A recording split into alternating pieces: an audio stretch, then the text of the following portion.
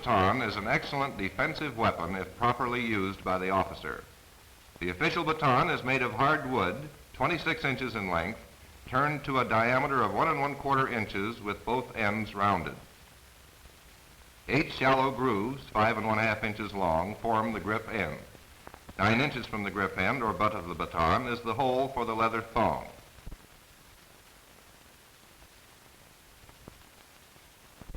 This thong is threaded from opposite directions. One end is secured by a square knot in this manner.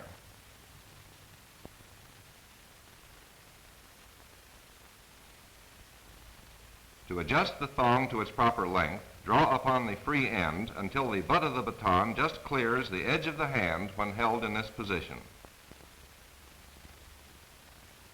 After marking its proper location, secure the other end with a square knot.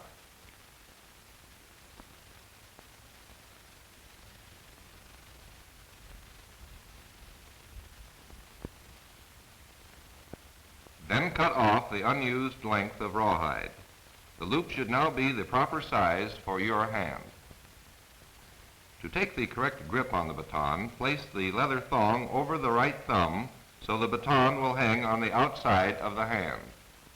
Then turn the hand inward and grasp the baton, placing the thumb parallel to it for additional striking power.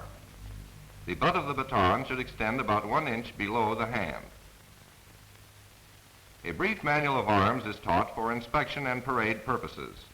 At attention, the right hand holds the baton in proper grip with the tip pointing slightly to the front. The command shoulder arms is executed smartly in this manner. Note that the forearm is held in a horizontal position. The position of carry arms is executed by bringing the tip of the baton forward in a sweeping arc, twisting the wrist, and placing the baton under the right arm. The baton should be in a horizontal position with about 3 inches extending to the rear. By lifting the elbow slightly, the baton will naturally fall into the position of order arms, which incidentally is identical to the position of attention.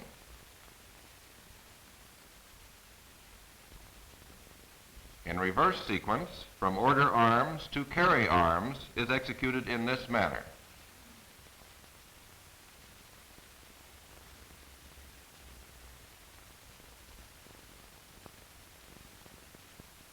Notice that in the position of carry arms and shoulder arms, the butt of the baton is held in much the same manner as you would hold a pen or pencil.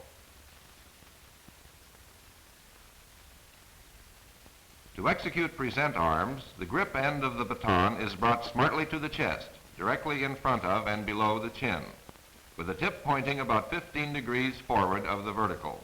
The baton should strike the chest on a line with the flaps of the breast pockets. Present arms may be executed from any of the previously demonstrated positions, and is the prescribed method of saluting with the baton in the hand.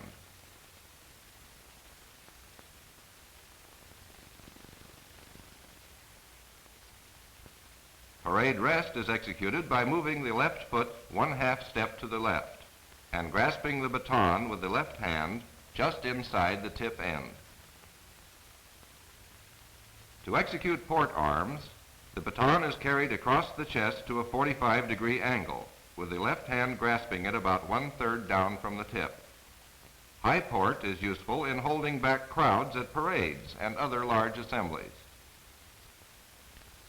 Note that the thumb of the right hand is closed to form a round grip at port arms, and the left hand grip is reversed when executing high port. To execute on guard, step forward with the right foot about 24 inches and turn on the ball of the left foot. From this position, it is possible to pivot on the left foot and face assailants from either direction. Step first with the right foot, bringing up the left foot behind it. The feet are never brought together. In retreating, the procedure is reversed.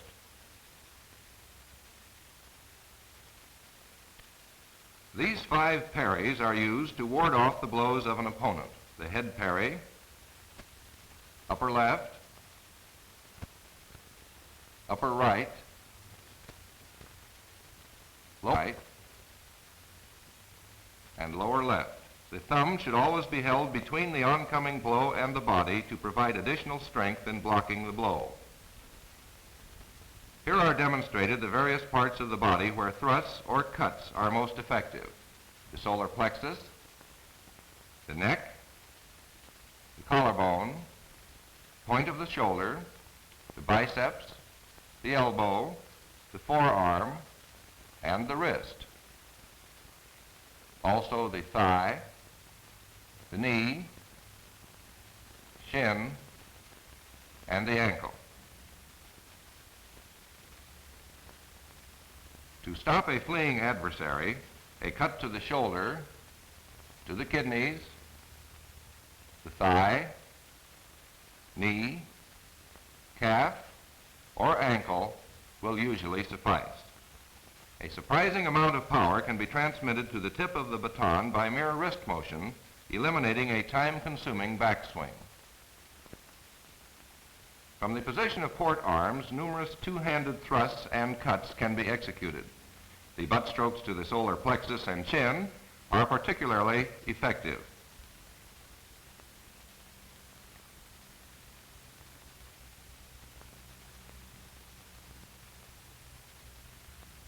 The instructor demonstrates how these strokes may be used in sequence upon a cooperative assistant.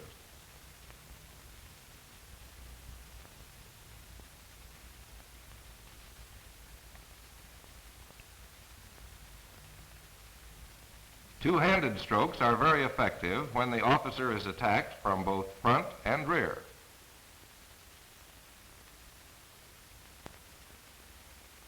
Now again in slow motion.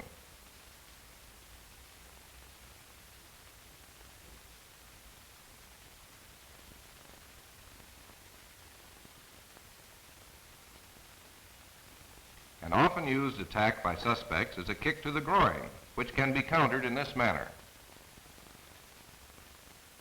If the suspect attempts to draw a gun at close range, the baton is also very useful in disarming him. Newt Rockne once said, "The best defense is a good offense." Notice in this series of attacks with a club how the officer first cuts to the leading part of his opponent's body, then parries the blow, following through with a counterattack to his most exposed point. Cut, parry, counterattack, regardless whether the blow is aimed high or low, as in this instance. The baton may be used to ward off an attack with a knife, either overhand or an underhand thrust. Ouch, Mac, that hurts. If the opponent attempts to grasp the baton, first offer resistance, then quickly reverse and step through, thus throwing him off balance and breaking his grip. Another method starts out with the same tactic, but locking either elbow inside of his will free the baton, then follow through with a butt stroke to the chin. If the opponent is successful, his attack may be countered in this manner.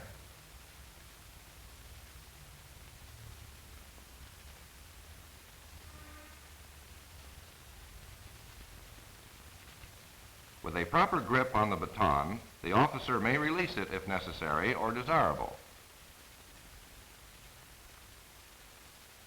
Never wrap the thong around your wrist, or a smart opponent may twist it into an effective handcuff. Speaking of handcuffs, the baton may be used in an emergency to control a suspect in this manner.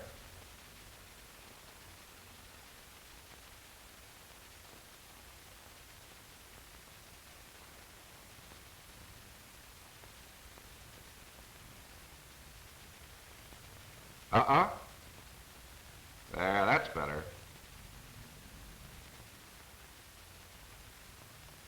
Or it may be used by the officer to apply leverage when necessary in assisting the suspect to the call box or radio car.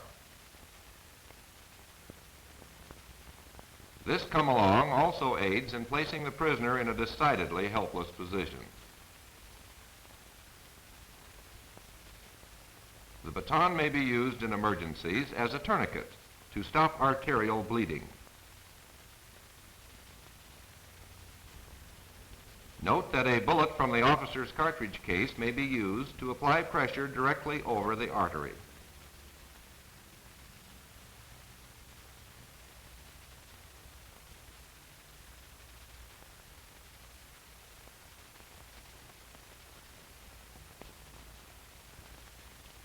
Meet alley-oop, the training dummy used in practice sessions by the recruit officers learning the proper use of the police baton. The instructor demonstrates how the opponent may be kept at a safe distance, though still within reach of an officer armed with a baton. Now you try it.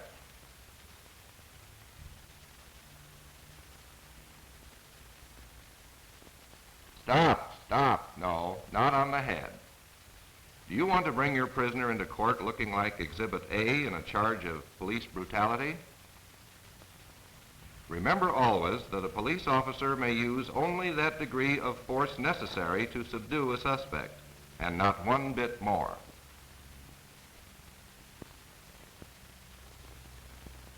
Now let's try it again. No, it's not a fencing match.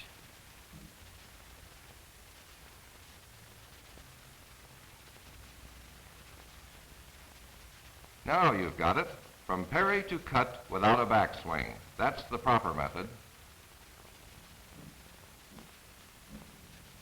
These recruit officers demonstrate their proficiency with the baton as a part of the graduation exercises. These officers will find that the police baton is a valuable addition to their equipment, and its proper use will assist them to carry out their duties in the field with greater efficiency and a higher degree of safety to themselves.